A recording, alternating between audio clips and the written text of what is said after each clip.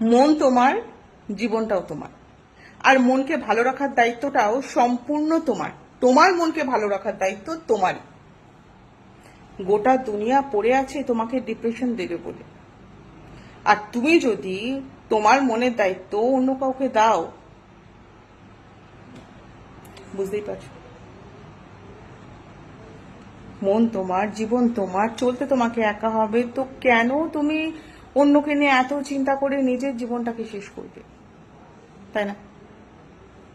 যারা তোমাকে ভালো রাখতে চায়, যারা তোমাকে নিয়ে ভালো থাকতে চায়, তো তাদের সাথে থাকো না, তাদের দিকে মনোযোগী হও।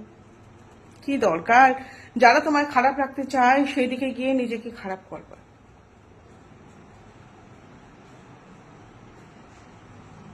তাই না? তার জন্য ভালো থাকো, ভালো রাখো। মন তোমার, মনকে মাঝে সাঝে শাসন করতে হয়, কারণ মন বড্ড বেশি বেয়ারা। বুঝলে? Good night.